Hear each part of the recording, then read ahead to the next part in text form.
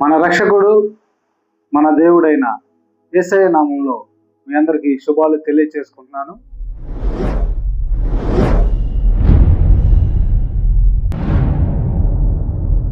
పరిశుద్ధ బైబిల్లోంచి ఈరోజు మనకు దేవుడు దయచేసినటువంటి ఈ వాగ్దానాన్ని చదువుకొని మన జీవితంలోకి స్వాధీనపరుచుకున్నాము. పరిశుద్ధ బైబిల్లోంచి నిర్గమాకాండము 15వ అధ్యాయము 22వ వచనం నుంచి చదువుకున్నాము.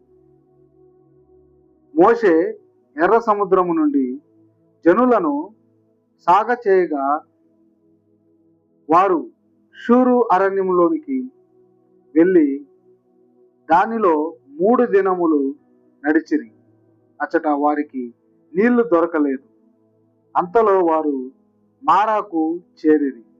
మారా నీళ్లు చేదైనవి కనుక వారు ఆ నీళ్లు త్రాగలేకపోయిరి. అందువలన దానికి మారా అని పేరు కలిగెను. ప్రజలు మేమేమి త్రాగుదామని మోషే మీద సనుగు కొనగా అతడు యెహోవాకు మొరపెట్టెను. అంతటా యెహోవా అతనికి ఒక చెట్టును చూపెను. అది ఆ నీళ్లలో వేసిన తరువాత నీళ్లు మధురములాయను.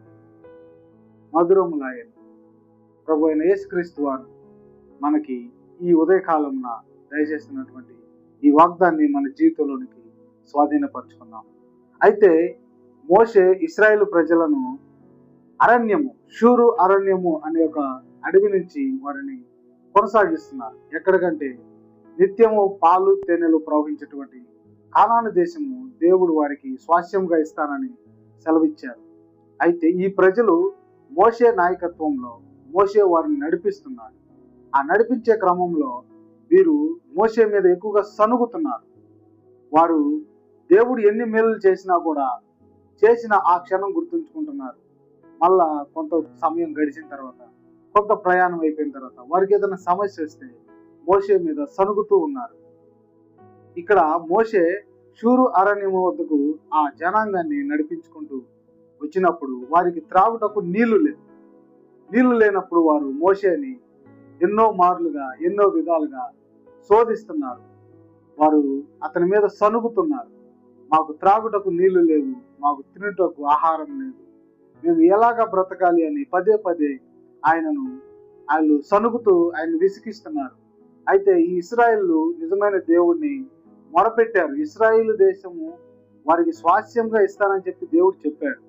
కానీ వారు ఇంకా ఐగుప్తు వైపే వాళ్ళ ఆలోచనలు, వాళ్ళ జీవిత విధానం, వాళ్ళ జీవిత శైలి అంతా వారు ఐగుప్తులోనే వారు అక్కడ నివసించిన ఆ స్థితిలోను వారు జ్ఞాపకం చేసుకుంటూ మమ్మల్ని ఎందుకు ఇలాగూ ఈ అరణ్యములో మమ్మల్ని చావుటకు ఇలాగ మమ్మల్ని బయటికి తీసుకొచ్చావా అని మోషేని పదే వారు సనుగుతూ ఆయన్ని శోధిస్తున్నారు. అప్పుడు వారికి త్రాగుటకు నీళ్లు లేనప్పుడు మోషేని వారు పదే మాకు త్రాగుటకు నీళ్లు లేవు అన్నప్పుడు వారు మారా అనే ఒక నది దగ్గరకు వచ్చినప్పుడు అక్కడ నీరు చేదుగా ఉండుట మనం చూసాము. ఇక బైబిల్ లేఖనాల్లో మారా అనేది చేదుకు చిహ్నంగా ఇక్కడ బైబిల్లో రాయబడి ఉంది. మారా అనేది మనం ఇంకొక గ్రంథంలో కూడా మనం చదువుకుంటే రూతు గ్రంథంలో అక్కడ చెప్పబడింది. ఆమె ఒక దేశానికి వెళ్ళినప్పుడు అక్కడ ఆమె తన భర్తను కోల్పోయి తన బిడ్డలను కోల్పోయి మరలా బెత్లెహేంకి వచ్చినప్పుడు అక్కడ ఉన్న జనం చుట్టూ కూడినవారు. ఈమె నయోమి కదా అని ఆమెను అందరూ పేరు పెట్టి పిలిచినప్పుడు ఆమె అంటుంది, సర్వశక్తుడు నా ఎడల నాకు దుఃఖము పుట్టించాడు కాబట్టి నన్ను మీరు నయోమి అని పిలవద్దు, మారా అని పిలవండి. నయోమి అనేది మధురముకు సాదృశ్యంగా అక్కడ చెప్పబడింది. మారా అంటే చేదుకు చిహ్నంగా అక్కడ చెప్పబడింది.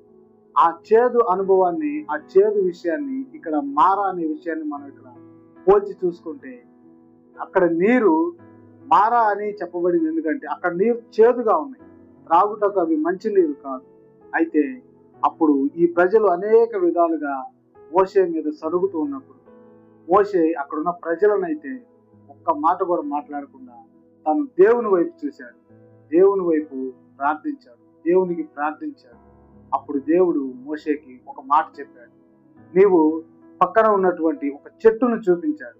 ఆ చెట్టు కొమ్మను తీసుకొచ్చి ఆ నదిలో పడవేయి, అప్పుడవి త్రాగుటకు మంచి నీరు అవుతాయి అని చెప్పేసి దేవుడు చెప్పారు.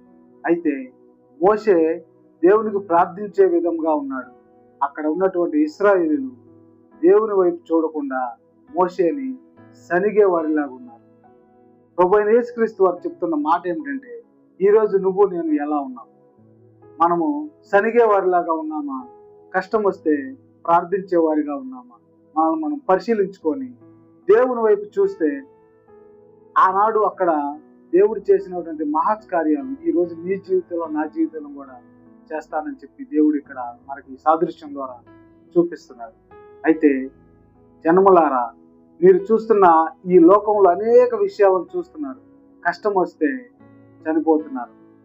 పరీక్షల ఫలితాల్లో వారికి ఏదన్నా విఫలమై ఫెయిల్ అయిపోతే ఇక నాకు జీవితం లేదని చెప్పేసి మరణిస్తున్నారు. ఉద్యోగ విషయాల్లో ఏదన్నా అప్పులు బాధ వస్తే వారు ఆ అప్పులను కట్టలేక మరణిస్తున్నారు. అయితే వారి కుటుంబ సమస్యలు వచ్చినా కూడా ఎవరికి చెప్పుకోకుండా మరణిస్తున్నారు. అనేక మంది స్టూడెంట్స్, యవనస్తులు, స్త్రీలు ఎన్నో బాధల వల్ల వారు మరణిస్తూ ఉన్నారు. అయితే దేవుడు చెప్తున్నాడు, మోషే చేసినటువంటి మాదిరిని మీరు కూడా కలిగి ఉండండి. మోషే ఎలాగైతే దేవునికి ప్రార్థించాడో, ఆ తర్వాత గొప్ప కార్యాన్ని మనం ఎలాగైతే ఇక్కడ చదువుకున్నామో, అలాంటి కార్యాలు ఈరోజు నీ జీవితంలో నా జీవితంలో కూడా దేవుడు చేస్తానని చెప్తున్నాడు. ఇశ్రాయేలు ప్రజల్లాగా సనిగే వారిలాగా ఉండకుండా మోషే మాదిరిగా ప్రార్థించే వారిగా మనం ఉండాలని, అట్టి కృపా ధన్యత నీ జీవితంలో నా జీవితంలో దేవుడు దయచేయను గాక. ఆమేన్.